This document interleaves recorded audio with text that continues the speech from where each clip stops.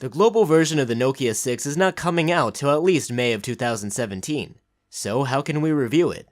Import the Chinese model, of course.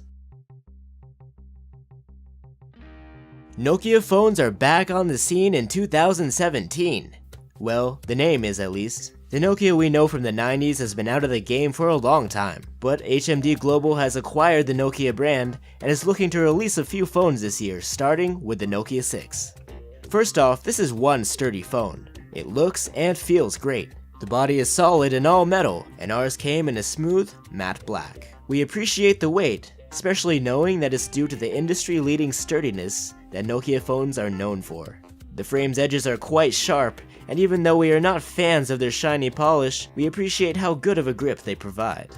Overall, we'd say the Nokia 6 is one solid phone with great looks, but it's not the most compact 5.5-incher. The exterior is pretty standard for a modern smartphone.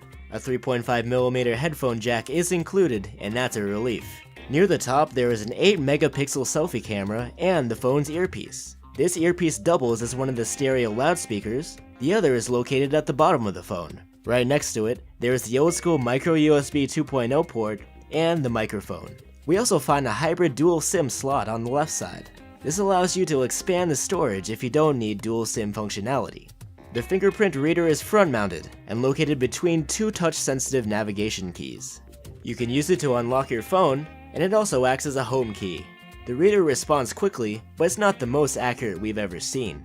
It's also positioned quite low on the phone's body, which for some might feel awkward. The Nokia 6 has a 5.5-inch display and is protected by Gorilla Glass 3. It's among the brightest screens in its price segment and is easily usable in sunlight. The contrast is also good, and if you switch the screen setting to warm, you get great color accuracy as well. The Nokia 6 scored a battery endurance rating of 75 hours. So it's above average for its class, but certainly not a battery champion. The talk time and the standby battery draw were particularly good. The 16-megapixel camera on the back sticks out a bit. It doesn't look bad, but it can cause the phone to wobble. The camera interface is quite simple. If you want the manual mode, it's hidden inside the menu. There's not a lot of customization options available here. The image quality on the Nokia 6 isn't that great. There's a decent amount of detail, but you can notice a softness towards the edges. The colors feel muted and dull. None of them seem to pop. There is an HDR mode, but it doesn't seem to add anything positive. The Nokia 6 shoots video in plain 1080p at 30 frames per second. No 4K here. Video quality is pretty good. There's plenty of detail and textures look natural, but the colors are again a bit of a letdown.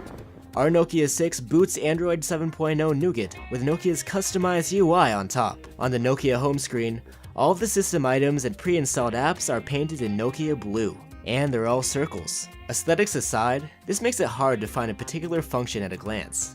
All third-party apps have their normal icons though. You can use an optional app drawer, or just keep all of your apps on the home screen. Unfortunately, you can't customize the looks of your UI with themes.